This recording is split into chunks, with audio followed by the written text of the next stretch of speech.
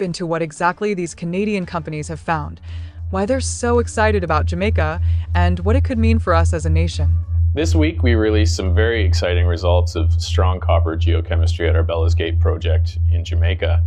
You may remember that our Bellas Gate project is currently under an option agreement where a subsidiary of Freeport-McMoRan, the largest copper producer in the world, is earning into the project up to 75% by funding up to $75 million US in exploration and related expenditures.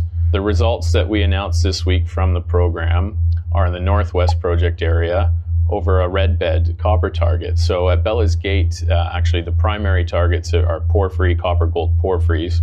But in the Northwest project area, we've found through mapping and sampling a red bed copper target. The red bed copper deposits make up the second most copper production globally after porphyry deposits. And what is particularly exciting about this is the results. We tried to do trenching in this area previously, and we were having trouble getting through soil. So what we did is we set up 9 soil lines over a 3-kilometer area. And along each line, very systematically, we took soil samples and dug soil pits every 5 meters along the line to get an idea of the width and the consistency of the copper mineralization in this area. And quite frankly, we were blown away with the results. We have a 120 meter wide zone averaging 0.12% copper in soils. So that's like 1,200 ppm.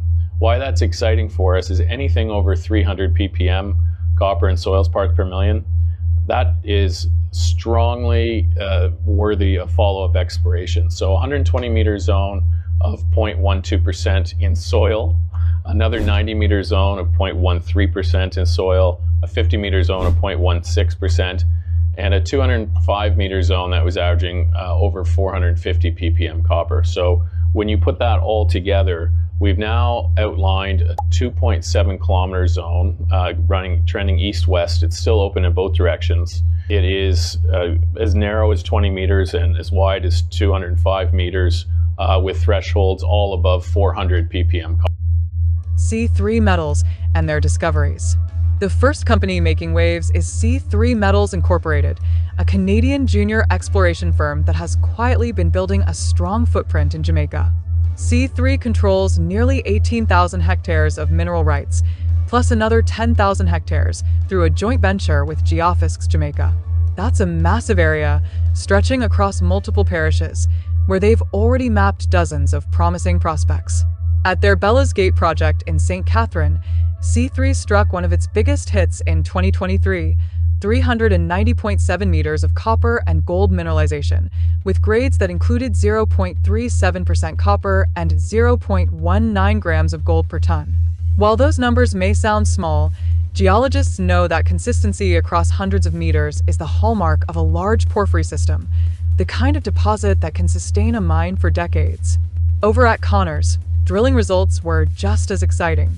In 2024, the company announced a 79-meter zone containing 0.71% copper and 0.49 grams per ton gold, including a sweet spot of 46 meters running at nearly 1% copper and 0.7 grams per ton gold. For context, global porphyry mines often operate profitably at much lower grades, meaning these results are strong enough to attract serious attention. And then came the bombshell at Arthur's Seat in Clarendon. Surface sampling in 2025 revealed jaw-dropping numbers: 13.8% copper and nearly 500 grams per ton silver in some rock samples. 11 different samples showed more than 4% copper, a figure considered high-grade anywhere in the world. These are not ordinary numbers. They suggest that Jamaica may have much richer zones than anyone previously thought possible. Finally, at Provost, assays revealed gold and copper close to the surface, at depths of only 150 meters.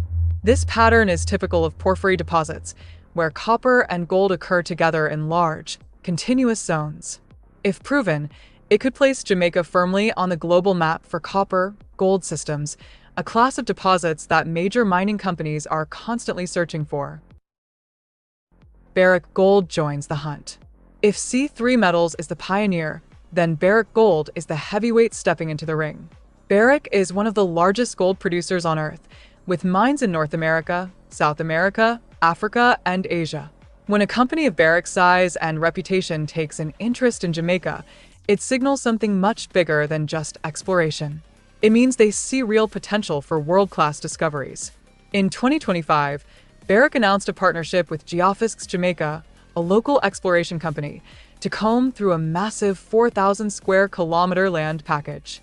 This is one of the largest exploration efforts in Jamaican history. Their strategy is simple but powerful.